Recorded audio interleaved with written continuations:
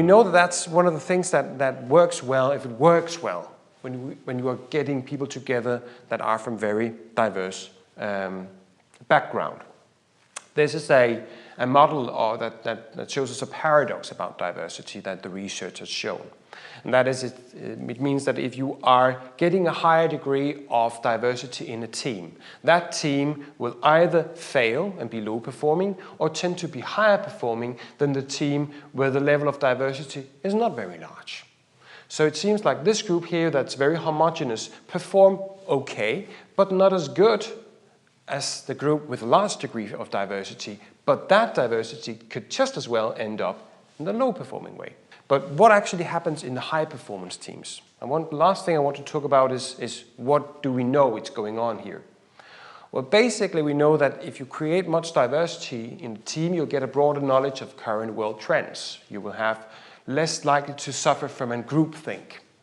You know, the idea is that basically that team in the middle here, the middle section here, because they are very much alike, it's very easy for them to put down any extreme or new idea because all the extravagant ideas from the extravagant people or the not normal people, they could easily be suppressed in an environment where everybody are the same. It's difficult to suppress new ideas in an environment where people are very diverse. So that's why we'll see a wider range of problem-solving approaches. Because diversity actually makes you, we've focused sort of now about the problems, but we need to also look at the benefits. This is an interesting picture, I think. What do you see here?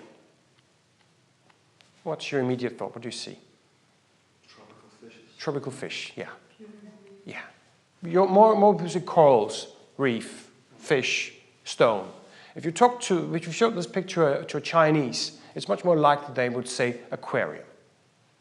Because they're interested in something else. You know, we are from a very individualistic culture. We are, coming from an individualistic culture, you think of fish, stone, plant, because that's your focus. And Chinese would see the whole thing. So they would say aquarium instead. Culture and different mindsets can actually make us look at stuff from a different way and from a new approach. A more popular way of showing this is something I picked up not long ago. Heaven is where the police are British, the chefs are Italian, the mechanics German, the lovers French, and it's all organized by the Swiss. While hell is where the police are German, the chefs are British, the mechanics French, the lovers Swiss, and it's all organized by the Italian. For people, that's fun, and there might be some truth to this. Some of it might just be stereotypical images of each other, but still, what it does tell us is that actually using diversity and culture is not necessarily something that will create problems for us. It's all depending on how you're going about this, how you're going to use the strengths, for instance, in a team. And one last thing we know that actually affects this is the level of cultural intelligence you have. And cultural intelligence is we're also going to present that for you now in a short film that will explain to you what are the components of cultural intelligence and how does it work this way. Research shows that cultural intelligence is the competence needed to work efficiently in a cross-cultural context. Cultural intelligence is something you can develop, and the main source of cultural intelligence is exposure to other cultures, be that ethnic, national, or organizational. But also through focused training you can enhance your intercultural competencies so you don't only learn it the hard way. To do that, we need to break down cultural intelligence into 4 focus areas. We call that the Wheel of Cultural Intelligence, or just the CQ Wheel. First part of the wheel is CQ Drive. This is your motivation and confidence to work outside your own cultural comfort zone.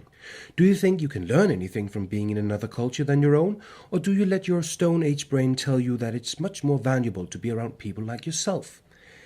Basically, if you don't think it can be fun, educational, and beneficial for you to be around other cultures, you're probably never going to get any positive results from it.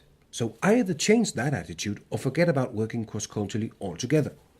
The next part of the CQ wheel is CQ knowledge. This is the hard part of the wheel because it involves learning not only the do's and don'ts of foreign cultures, but also the deeper values and ideas that distinguish societies, including your own.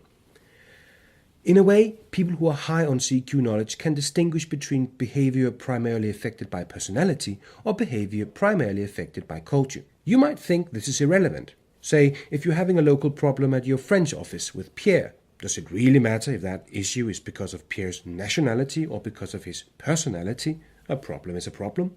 But think about that again. What if I replaced Pierre with Sean and still had the same issues, and replaced him again with Claude and nothing happened? Then it might look like I or my organization have some sort of compatibility problem with parts of French culture, and replacing a Frenchman with yet another Frenchman will only postpone a real solution to the problem. The only way to avoid this is having some real and factual knowledge about other people's culture, so you're better at analyzing and interpreting a situation the correct and unbiased way. But this knowledge, of course, needs to be checked and questioned as well. A part of this is your CQ strategy. This is where you check your assumptions and make sure your knowledge isn't too stereotypical. This is also where you plan work in other cultures. For instance, knowing that a meeting might take longer in a culture that focuses a lot on relationship building, you need to plan so you have the time for that. The last bit is CQ action. This is very important because it doesn't matter if you feel, know and plan culturally intelligent if you don't feel comfortable doing something that might be new to you. So you have to be able to act in a way that doesn't come natural to you, without of course challenging your inner core so much that you can't recognize yourself. Striking this balance is CQ action. So these are the competencies you need to enforce and develop in yourself to reach your cross-cultural goals. Find the motivation, prepare for your encounter, reflect on everything you experience, and act smart in the right context.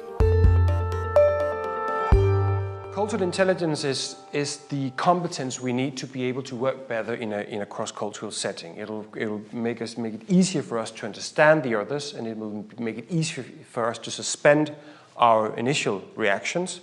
It'll make it easier for us to plan differently because we know which sort of reaction we'll meet out there. So basically, to sum up, the road to more cultural intelligence and to be better at actually looking at the challenges we've talked about here is that at least you recognize that there's a difference, you respect it, you reconcile that, and you realize what you need to do.